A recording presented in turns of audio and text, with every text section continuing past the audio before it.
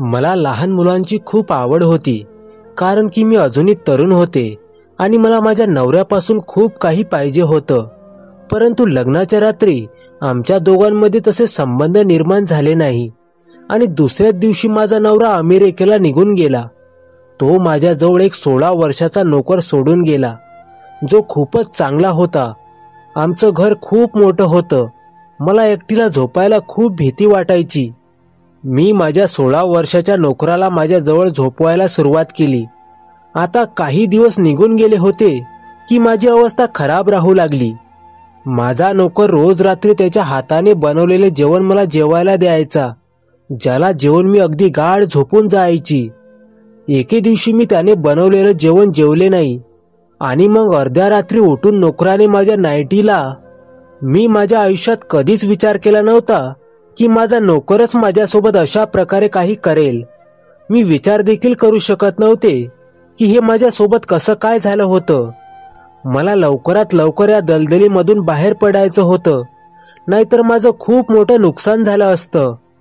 मी माझ्या सुंदर नोकराला पाहून कितीतरी वेळा स्वतःचे भान हरवून बसले होते, कारण की माझा नवरा तर माझ्या अपेक्षा पूर्ण करू शकत नव्हता आणि नाही तो येथे हजर होता. परंतु तरी देखील मी त्याची बायको असल्याचे पूर्ण कर्तव्य पार पाडले आणि माझ्या मनावर आणि माझ्या नजरेवर ताबा मिळवला. परंतु माझा नोकर राहुल माझ्यासोबत असं करेल, मी तर विचार देखील करू शकत नव्हते. मागच्या काही दिवसांपासून मी माझ्या नोकराला राहुलला माझ्यासोबत झोपवत होते. इतक्या मोठ्या घरात माझ्याशिवाय आणि त्याच्याशिवाय कोणीही नव्हतं आणि मला एकटीला झोपायला खूप भीती वाटायची. त्यामुळेच मी त्याला म्हणाले की तू माझ्या बेडवर माझ्यासोबत झोपत जा. यामुळे माझी देखील भीती जरा दूर होईल आणि तुझा पगार देखील डबल होईल. तुझा फायदा होईल, तुझ्या आईचा फायदा होईल. बिचारी तिच्यासाठी कमावून आणणारा तुझ्याशिवाय दुसरं कोणीही नाही. तुझा पगार डबल होईल तेव्हा ती खूप जास्त खुश होईल आणि या घरात तुला कोणत्याच गोष्टीची कमी भासणार नाही. उलट असं समज की तू माझा स्वतःचा आहेस, माझाच आहेस. परंतु असं बोलताना की कोणाला तू एक लहान मूल आहेस असं बोलल्यामुळे तो लहान मूल होत नाही. लहान मूल नेहमी आपला स्वतःचं असतं, जो त्याच्या आईच्या गर्भातून जन्माला येतो. एका आठवड्यानंतर जेव्हा मला समजलं की माझा नोकर राहुल माझ्यासोबतच, हे ऐकून तर माझ्या पायाखालची जमीनच सरकली, कारण की तो सारखा मला निरखून पाहत होता. मी आता आंघोळ करून बाहेर निघाले होते की दारावर बेल वाजली. मी विचारल्यावर आवाज आला, मॅडम मी शीला माझ्या मुलासोबत आली आहे. मी केस मोकळे सोडली आणि जाऊन दरवाजा उघडला. तेव्हा बाहेर ती बाई तिच्या मुलासोबत उभी होती. तिचा मुलगा मला अगदी एकटक पाहत होता. या अशा प्रकारे क्वचितच कोणी माझ्याकडे पाहिलं असेल. तो असाच पाहत होता, कारण की मी बाद ड्रेस बांधलेला होता. ती बाई बोलू लागली, मॅडम मी माझ्या मुलाला कामावर सोडायला आली आहे. मला समजलं आहे की तुमच्या घरातल्या कामासाठी एका नोकराची गरज आहे, त्यामुळेच मी माझ्या मुलाला तुमच्याजवळ सोडू इच्छिते. मॅडम हा माझा मुलगा आहे आणि कधीही तुम्हाला तक्रारीची संधी देणार नाही. तुम्ही जे सांगाल तेच तो करेल. ती बाई हे असं बोलून निघून गेली आणि तिच्या मुलाला अगदी दरडावून सांगितलं की मॅडमची योग्य प्रकारे काळजी घे. इतक्या मोठ्या घरात मी एकटी राहत होते. अशामध्ये एक नोकर, तो देखील 16 वर्षाचा मुलगा. माझ्यासाठी यापेक्षा चांगली गोष्ट आणखी कोणती असू शकते. त्या मुलाचं नाव राहुल होतं आणि तो कोणत्याही अँगलने वाटत नव्हता की तो एका गरीब घरातील मुलगा आहे.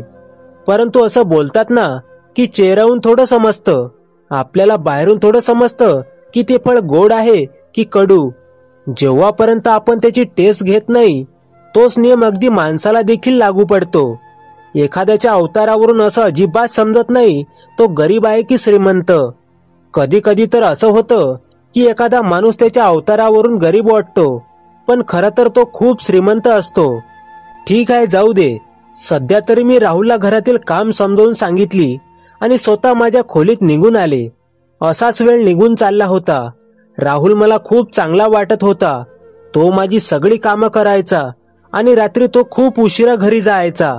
त्याचा पगार मी वेगळाच ठेवला होता, सगळ्यांपेक्षा जास्त ठेवला होता आणि मी राहुलच्या बाबतीत अगदीच बेफिकीर होते, कारण की तो त्याच्या कामाशी काम ठेवायचा.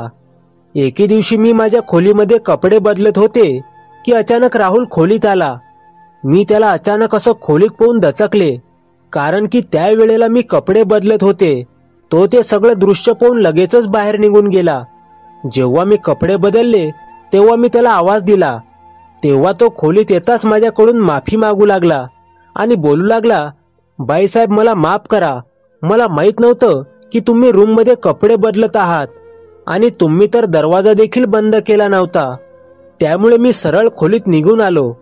या गोष्टीला 2-3 दिवस निघून गेले होते की मला घरामध्ये फोनची रिंग ऐकू आली. माझ्याशिवाय त्या घरामध्ये मोबाईल राहुल जवळ असू शकत होता, कारण की राहुल शिवाय दुसरं कोणीही घरात नव्हतं आणि तो मोबाईल राहुलचाच होता. राहुल त्याच्या कोणत्या तरी मित्रासोबत बोलत होता. मी जेव्हा त्याला आवाज दिला आणि म्हणाले की तुझ्याजवळ हा मोबाईल कुठून आला, तेव्हा तो बोलू लागला की माझ्या आईने मला घेऊन दिला आहे. मी म्हणाले, अजून तू खूपच लहान आहेस, तुझं वय काय आहे, तू अजून फक्त 16 वर्षाचा आहेस, त्यामुळे मोबाईल वापरणं या वयामध्ये योग्य नाही. तो बोलू लागला, बाईसाहेब आजकाल तर 11-12 वर्षाची मुलं देखील फोन वापरतात, तुम्ही कोणत्या जमान्यात राहता, हे सर्व आजकाल वय वगैरे कोण पाहतं. मी त्याचं ते बोलणं ऐकून अगदी हैराण झाले. त्यात माझा नवरा बाहेर होता, तो माझ्या कोणत्याच गोष्टीकडे लक्ष देत नव्हता. जेव्हा मी त्याला माझ्या परिस्थितीबद्दल सांगायचे तेव्हा समोरून तो काहीतरी विचित्र बोलायचा की तू लहान मुलगी नाहीस, जरा मोठ्यासारखी वाग, जगातल्या कितीतरी बायकांचे नवरे बाहेरच्या देशात कामाला जातात, तू जगापेक्षा वेगळी थोडी आहेस. आज देखील मला घरामध्ये एकटीला भीती वाटत होती. मागच्या 1 महिन्यापासून रोज मला भीती वाटायची. असं वाटायचं कदाचित कोणीतरी घरात येत आहे, कारण की जशी अर्धी रात्र व्हायची तेव्हा मला भीती वाटायची.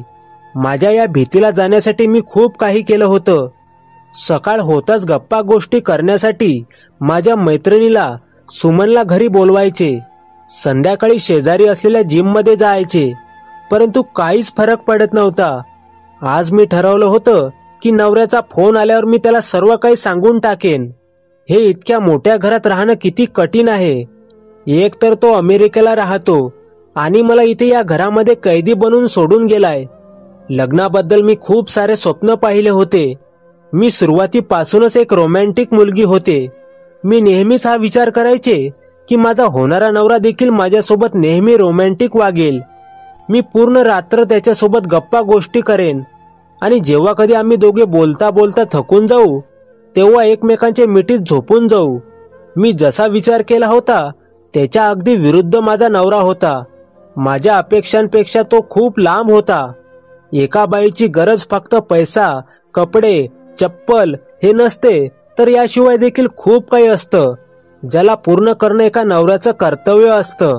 आणि लग्नाच्या पहिल्या रात्रीबद्दल माझ्या मैत्रिणीने मला इतकं काही शिकवलं होतं की मी त्या सर्वांचा विचार करून खूपच खुश होते की बायकोने नवऱ्याला कशा प्रकारे खुश केलं जावं.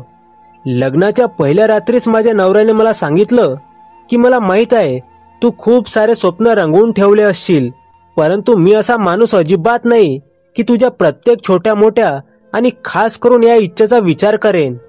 तुला पैशाची कधीच कमी नसेल, पण तुला फक्त माझ्याप्रमाणे चालावं लागेल. आपण दोघं लोकांच्या दृष्टीने तर नवरा बायको असो, परंतु आपलं एकमेकांसोबत तसला काही संबंध नसेल ज्यावरून हे सिद्ध होऊ शकेल की आपण दोघं नवरा बायको आहोत. नवऱ्याच्या या अशा बोलण्याने मी अगदी तुटून गेले होते. मी माझ्या नशिबावर रडत होते की माझ्या आई वडिलांनी मला कोणाच्या सोबत बांधलं होतं, कारण की पैसा सगळं काही नसतं, त्याशिवाय अजून काही शारीरिक इच्छा देखील असतात. जसं की भुकेच्या वेळेला पोटाला जेवणाची गरज असते, अगदी त्याचप्रमाणे आपल्या भावनांना देखील एका खुराकाची गरज असते. मागच्या 1 आठवड्यापासून मी माझ्या नवऱ्यासोबत बोलत नव्हते. तो सारखं मला फोन करायचा, परंतु मी त्याचा फोन उचलत नव्हते. वैतागून मी दुसऱ्या आठवड्यात त्याला सांगितलं की आज नंतर तुम्ही मला कधीच फोन करू नका. तुम्ही लग्नाच्या दुसऱ्याच दिवशी अमेरिकेला परत निघून गेलात. मला स्वतःच्या लग्न बंधनात अडकून आणि या घरात कैद करून तुम्ही तर तुमच्या जबाबदारीतून मोकळे झालात, परंतु माझ्या भावना, माझं प्रेम आणि माझ्या आयुष्याचं काय? माझ्या देखील काही अपेक्षा असतील. मला देखील मुलांची इच्छा होती, परंतु तुम्ही तर कधी याबद्दल अशा प्रकारे माझ्याबद्दल विचार केला नाही. माझ्या रागण्यावर नवरा बोलू लागला की तू टेन्शन घेऊ नकोस, मी 3 महिन्यानंतर परत येणार आहे. खरं तर मला अमेरिकेमध्ये थोडी एमर्जन्सी होती, ज्यामुळे मला अचानक तिथे जावं लागलं. परंतु तू अजिबात टेन्शन घेऊ नकोस, मी लगेच येईन. तू असं कर, राहुलला तुझ्याजवळ सोबत झोपवत जा. तो रोज रात्री तुझ्याजवळ झोपत जाईल आणि तो तर लहान मुलगा आहे, त्याची कोणत्याही प्रकारे तुला भीती वाटणार नाही. आणि तो 24 तास तुझ्या सोबतच राहत जाईल.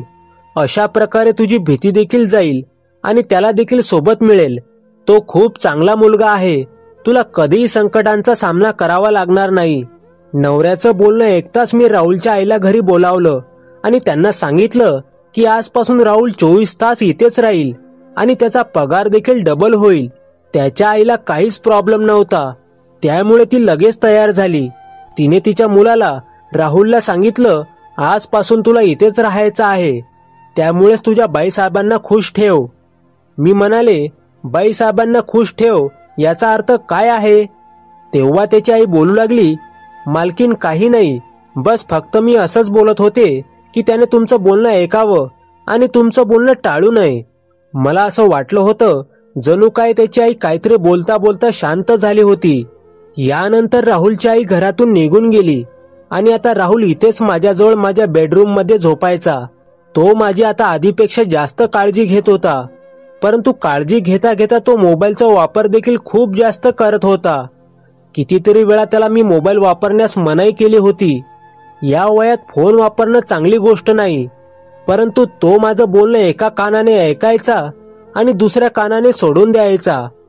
एके दिवशी माझी तब्येत खूप जास्त खराब झाली. मी डॉक्टर जवळ गेले तेव्हा त्यांनी सांगितलं की तुम्हाला आरामाची गरज आहे.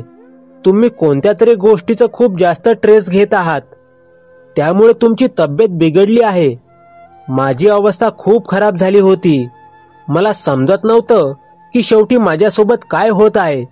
राहुल नेहमीच रात्रीचे जेवण बाहेरून घेऊन यायचा, परंतु हैराण करणारी गोष्ट ही होती, जेव्हा मी जेवायचे तेव्हा लगेचच माझं डोकं अगदी जड व्हायचं. याच्यानंतर मला काही शुद्ध राहायची नाही की माझ्यासोबत काय होत आहे, मी कुठे आहे. हल्ली रोजच माझ्यासोबत हे असंच होत होतं. एके दिवशी मी राहुलला म्हणाले, राहुल आजपासून तू बाहेरून जेवण घेऊन येऊ नकोस, कारण की मला बाहेरचं जेवण चांगलं वाटत नाही. आणि जेव्हा माझ्या नवऱ्याला समजेल तेव्हा तो देखील मला रागावेल की किती वेळा सांगितलंय की जेवण नेहमी घरी बनवत जा. आजपासून मी घरीच जेवण बनवत जाईन. हे बोलणं ऐकताच राहुलच्या चेहऱ्याचा रंग उडून गेला. तो म्हणाला, नाही नको बाईसाहेब, तुम्ही त्रास घेऊ नका. मी माझ्या आईला सांगतो, ती रोज रात्रीचे जेवण बनवत जाईन. तुम्ही आजारी असता, तुम्हाला डॉक्टरने सांगितलं आहे की तुम्ही आराम करा, त्यामुळेच तुम्ही कोणत्याही गोष्टीचं टेन्शन घेऊ नका. तर आराम करा, जेणेकरून तुम्ही लवकरात लवकर ठीक व्हाल. राहुलची अशी माझी काळजी घेणं याने मला खूप चांगलं वाटायचं. मी विचार करायचे, काश ज्या प्रकारे मी रोमॅन्टिक होते त्याचप्रमाणे माझा नवरा देखील रोमॅन्टिक असता तर. एके दिवशी मी राहुलला म्हणाले, राहुल तुझं लग्नाबद्दल काय विचार आहे? तू कधी विचार केला आहेस की तुझी बायको कशी असायला हवी? तेव्हा राहुलने मला एक खूपच विचित्र उत्तर दिलं. तो बोलू लागला, बाईसाहेब, माझी इच्छा आहे की माझी बायको तुमच्याप्रमाणे खूप जास्त सुंदर असावी. मी म्हणाले, अच्छा, मी तुला सुंदर दिसते? त्यावर तो बोलू लागला, बाईसाहेब, तुमच्यासारखं या जगात कोणीच सुंदर नाही. तुम्ही खूप जास्त सुंदर आहात. असं वाटतं साहेबांनी कधीच तुमची तारीफ केली नाही, त्यामुळेच तुम्हाला तुमच्या सौंदर्यावर शंका आहे. राहुलचं असं माझ्यासोबत मन मोकळेपणाने बोलणं, माझी स्तुती करणं मला खूपच आवडलं होतं. हे तर अगदी सरळ सरळ आहे. कोणताही पुरुष जेव्हा एखाद्या बाईची तारीफ करतो तेव्हा त्या बाईला चांगलंच वाटतं. मला देखील असं एका परपुरुषाने माझी स्तुती करणं यामुळे खूप चांगलं वाटलं होतं. माझं मन झालं की राहुलने माझी स्तुती करतच राहावी आणि मी नेहमीच त्याच्या तोंडून माझी स्तुती ऐकत राहावी. परंतु हे शक्य नव्हतं. मी आणि माझा 16 वर्षाचा नोकर एकाच बेडवर झोपत होतो. मी तर त्याला माझा लहान मुलगा समजत होते, कारण की मी त्याला माझ्या मुलाप्रमाणे ट्रीट करत होते. परंतु माझ्या मनामध्ये कितीतरी वेळा राक्षसी विचार देखील येऊन गेला, जो अजिबातच चांगला नव्हता.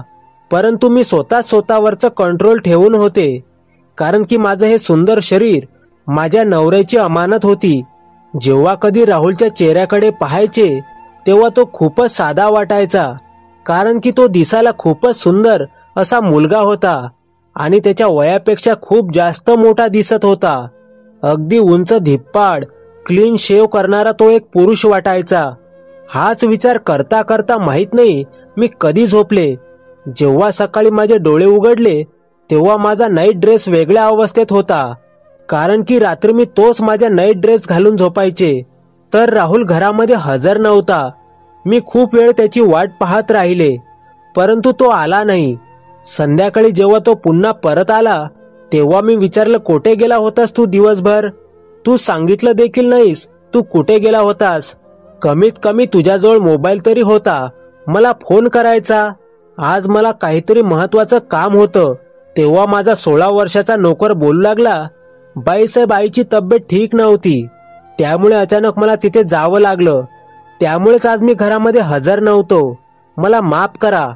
मी दुसऱ्या रात्री हाच विचार करत होते की काल माझ्यासोबत काय झालं होतं, कारण की मला खूप काहीतरी विचित्र जाणवत होतं. असं वाटत होतं जसं काय काल रात्री काहीतरी चुकीचं झालं आहे. नंतर दुसऱ्या दिवशी मी आणि राहुल झोपी गेलो होतो. जेव्हा सकाळी माझे डोळे उघडले तेव्हा मी राहुलला विचारलं, तू रात्री किती वाजता झोपतोस? तेव्हा तो मला बोलू लागला, बाईसाहेब मी तर तुमच्या आधी झोपून जातो. मी म्हणाले, अच्छा ठीक आहे. परंतु काल रात्री 2 वाजता अचानक माझे डोळे उघडले. त्यावेळेला राहुल जागी होता आणि मला उठताना पाहून तो लगेच झोपायचं नाटक करू लागला. मी हाच विचार करत राहिले की राहुल माझ्यासोबत खोटं का बोलला. शेवटी यामागे काय कारण होतं. आता मी विचार केला होता की जे मागच्या काही दिवसांपासून माझ्यासोबत घडत होतं, आता मी त्याबद्दल जाणून घेईनच. दुसऱ्या रात्री मी लवकरच माझ्या खोलीत येऊन झोपण्याचं नाटक करू लागले. राहुल जवळपास 12 वाजता खोलीत आला आणि तो देखील येऊन झोपला. माझी नजर राहुलच्या प्रत्येक हालचालीवर होती, परंतु अर्ध्या रात्री माझी शुद्ध हरपली. माझ्या पायाखालची जमीनच सरकून गेली जेव्हा मी ऐकलं की राहुल माझ्या नवऱ्यासोबत बोलत होता आणि ते दोघं एकमेकांसोबत माझ्या बद्दलच बोलत होते. राहुलने सांगितलं, मालक तुमचं काम होऊन जाईल, तुम्ही अजिबात टेन्शन घेऊ नका. मी बाईसाहेबांना इथे अगदी गुंतवून ठेवेन.